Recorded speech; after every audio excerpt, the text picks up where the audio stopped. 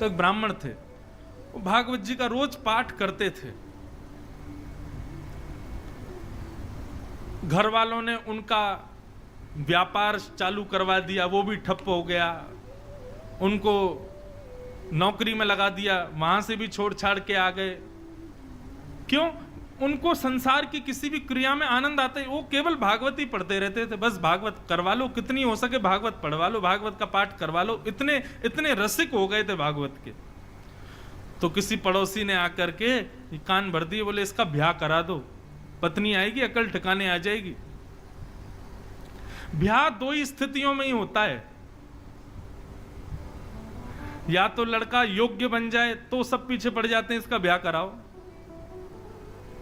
और या बिल्कुल ही अयोग्य हो तब सब पीछे पड़ जाते हैं इसका ब्याह कराओ, पत्नी आएगी, अकल ठिकाने।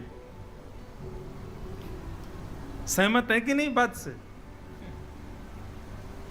तीसरा कोई उपाय हो तो मैंने अनुभव किया नहीं, ये दो मेरे अनुभव के हैं इसलिए बता रहा हूं। या तो बालक योग्य हो जाए तो पीछे पड़ जाएंगे इसका ब्याह कराओ, और या बिल्कुल ही अयोग्य हो तब पीछे पड़ेंगे इसका ब्याह कराओ, पत्नी आएगी, इसकी अकल ठिकाने आ जाएगी।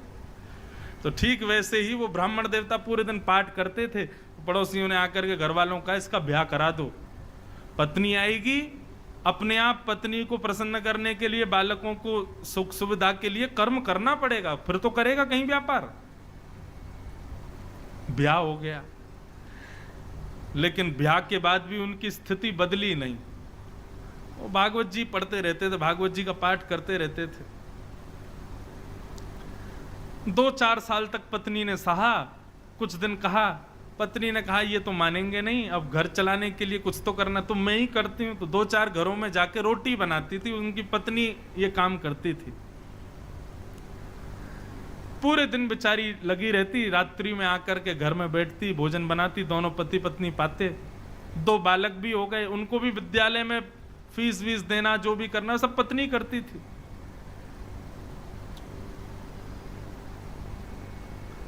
एक दिन उस ब्राह्मण के घर पर कुछ संत पधारे, और संत भी ऐसे समय पर आए जिस समय पर घर का पूरी प्रसादी भोजन सब समाप्त हो चुकी थी, सब पा चुके थे। प्राचीन काल में, प्राचीन भारत में संतों को घर में आने के लिए अनुमति नहीं लेनी पड़ती थी। संत जब जिसके यहां जाना चाहे पहुंच जाते थे, और जिनके घर पहुंचते थे वो अपने धन भाग्य मान करके उनको भोजन वगैरह पवाते थे, खुद छत पे सोते थे, उनको कमरों में सुलाते थे। ये प्राचीन भारत था, अब का भारत नहीं है।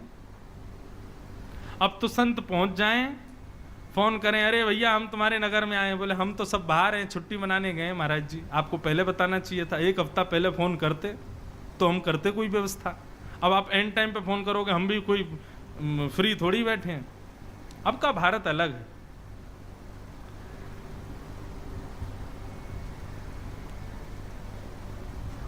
संत आ गए, और संत आकर के सीधे आसन पर बैठ गए, बोले बिटिया लाओ कुछ प्रसादी पवाओ। अब प्रसादी तो कुछ थी नहीं, और कभी रसोई में जाए, कभी कहीं जाए, कभी कुछ करे, कभी कुछ करे, कोई योग्य कुछ भी साधन नहीं मिला। तो बार बार बिटिया को इधर से उधर भागते देख संत समझ गए कि हम गलत समय पे आ गए हैं, यहाँ पे अभी कोई व्यवस्था है नहीं। संत उठ गए, उठ करके बोले बिटिया महादेव की इच्छा होगी तो फिर कभी आएंगे, हाँ अभी चलते हैं। और प्रणाम करके सब चले गए। वो ब्राह्मण की पत्नी बहुत निराश हो गई। क्यों? बोले आज तक मैं सह रही थी अपने पति के सब भावों को, ये कुछ नहीं करते, मैं सब जानती हूं, भागवत जी का पाठ ही इनका सर्वस्व है, मैं सब जानती हूं, लेकिन आज महात्मा हमारे घर आए और हम उनको कुछ पवा ना सके, ऐसी स्थिति तो मुझे स्वीकार नहीं थी। आज यदि मेरे पति भी कुछ काम करते, घर में थोड़ा धन होता, अनाज होता, भोजन ज्यादा होता तो उनको पवाती। अब अकेली मैं नारी, पति को भी खवाऊं, बच्चों को भी खिलाऊं, खुद भी खाऊं, कहां तक चलाऊंगी घर को? पूरे दिन बस भागवत जी पढ़ते रहते हैं, कुछ करते धरते हैं नहीं।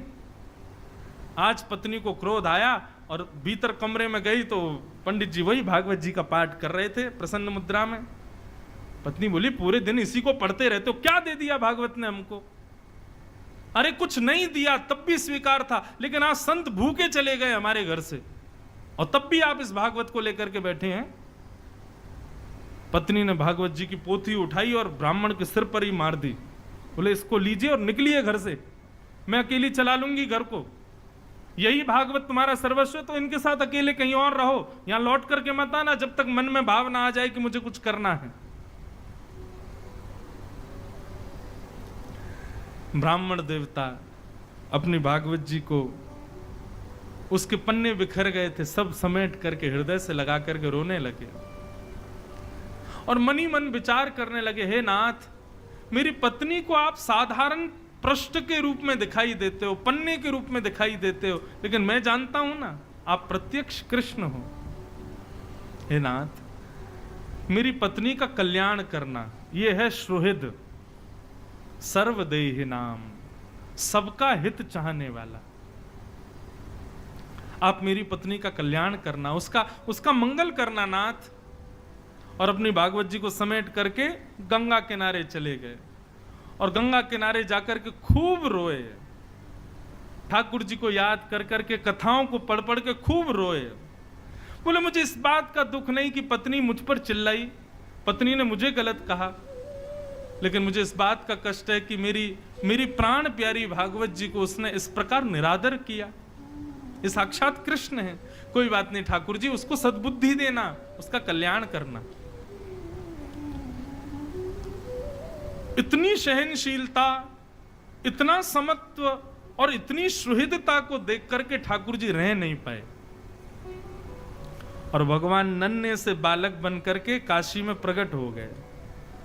ऊंची धोती पहनी, सिर पर स्वाफा बांधा, स्वाफा बांध करके एक टोकरी को अपने सिर पर धारण करके ठाकुर जी बनारस की गलियों में घूम रहे हैं और घूमते घूमते उस ब्राह्मण के घर पहुंच गए। गेट खटखटाया, ब्राह्मणी ने गेट खोला। नन्हा सा बालक, बड़ा प्यारा सा, सिर पर टोकरी लेकर के आया है। ठाकुर जी भीतर प्रवेश कर, ब्राह्मणी बोली कहां चले आ रहे हो, कौन हो भैया, क्या हो, कहां से आए हो और ये सब क्या टोकरी में? ठाकुर जी कुछ नहीं बोले, मौन, मुस्कुरा रहे हैं बस। टोकरी को नीचे रख दिया, कपड़े से ढकी हुई थी। लौटने लगे तो ब्राह्मणी ने हाथ पकड़ा, बोले अरे कहीं भी चले आए, कुछ भी रख गए, कौन हो, क्या हो, बताओ तो। ठाकुर जी ने इशारा किया, गूंगे हैं, बोलना नहीं आता, इशारा करने लगे। ब्राह्मण बोली अच्छा गूंगे हो? ठाकुर जी बोले गूंगे, लिखना तो आता होगा? ठाकुर जी बोले लाओ लिख के बताते हैं। तो ठाकुर जी ने उसमें कुछ लिखा और लिख करके पन्ना बंद करके उसको दे दिया, चले गए।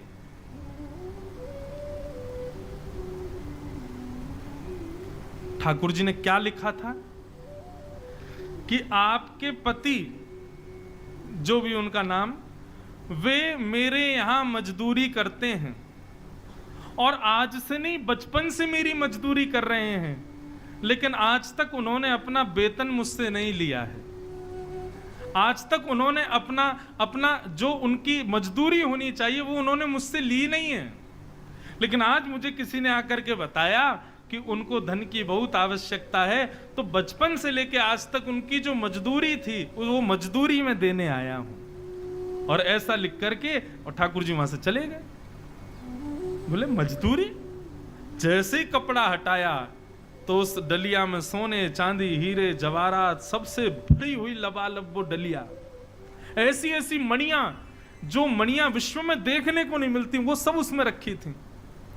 पत्नी मन में सोचने लगी, अरे मैं तो बेवजह गुस्सा हो रही थी, मेरे पति तो छुपा रुस्तम हैं, छुप छुप करके कहीं जाकर के मजदूरी करते थे, मुझे बताया भी नहीं। हो सकता है मैं घरों में रोटी बनाने जाती होंगी, उस समय चले जाते होंगे, और बताओ देखो मुझे बताया नहीं। आज इतना धन, अरे हम तो करोड़पति हो गए, हम तो खरबपति हो गए, मैंने भी बेवजह अपने पति पर गुस्सा किया। बालकों को भेज दिया, जाओ पिताजी जहां मिले उनको बुला लाओ। बालक गए तो पिताजी गंगा के किनारे बैठे रो रहे थे। पिताजी पिताजी, माँ ने आपको घर बुलाया है, चलो। बालक चले गए, उन्होंने भागवत जी की पोथी को हृदय से लगाया, रोते हुए घर आ रहे थे। और बार बार प्रार्थना कर रहे थे, हे नाथ कृपा करना मेरी पत्नी की बुद्धि सुधरे। जैसे ही अपनी गली के घर की गली में आए तो अपने घर को पहचान ही नहीं पाए। क्यों? आज तो घर का स्वरूप ही बदल गया। दिए जल रहे हैं, द्वार पर बढ़िया सुंदर रंगोली बनी हुई है, सुंदर पुष्पों से घर के द्वार को सजाया हुआ है। ब्राह्मण बोले ये मेरा ही घर है।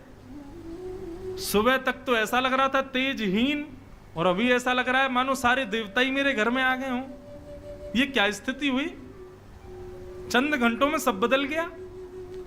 ब्राह्मण ने जैसे ही भीतर प्रवेश किया, पत्नी ने आकर के थाल से आरती उतारी, जय हो, नए नए वस्त्र पहने हैं। ब्राह्मण को समझ नहीं आया, बोले ये सब क्या हुआ देवी? सुबह तो तुम बड़ी नाराज थी, हैं? सुबह तो हमारी पोती हमारे सिर पे मार दी, भगा दिया घर से, और हमारी आरती उतार रही हो, ये सब क्या हुआ? ब्राह्मणी बोली आपकी चोरी पकड़ी गई। बोले मेरी चोरी? कौन सी? आप अपने आप को दिखाते हैं कि आप कुछ करते नहीं हो, लेकिन आपने बचपन से मजदूरी की है। आज आपका मालिक आया था आपकी मजदूरी देने के लिए। ब्राह्मण बोले मेरा मालिक? कौन सी मजदूरी भैया? बोले हाँ, गूंगा मालिक आया था, आपको बोलना नहीं आता, उसको गूंगा है ना वो। ठाकुर जी ब्राह्मण देवता बोले गूंगा मालिक? ये कैसा मालिक है भैया? क्या मजदूरी देके गया? कक्ष खोल करके दिखाया तो डलिया रखी थी, सोने चांदी हीरे जवाहरात सब उसमें रखे थे। बोले देवी मेरा कोई मालिक नहीं है, ये मेरी कोई मजदूरी नहीं, मैं कुछ नहीं करता, मैं तो केवल भागवत अध्ययन करता हूं। बोले आपका मालिक आया था, गूंगा मालिक, और वो बता करके गया कि आपने मजदूर। तुमको कैसे पता? वो तो गूंगा था, बोलना जानता है, तुमको कैसे पता? बोले ये पर्चा दिया।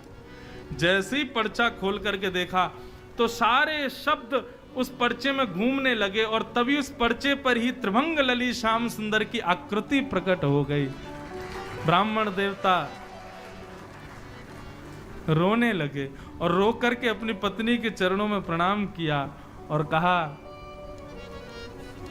हे देवी, ये कोई सामान्य व्यक्ति नहीं थे, सामान्य मालिक नहीं थे, पूरे विश्व के जगत नियंता, जगदाधार, जगदीश्वर थे।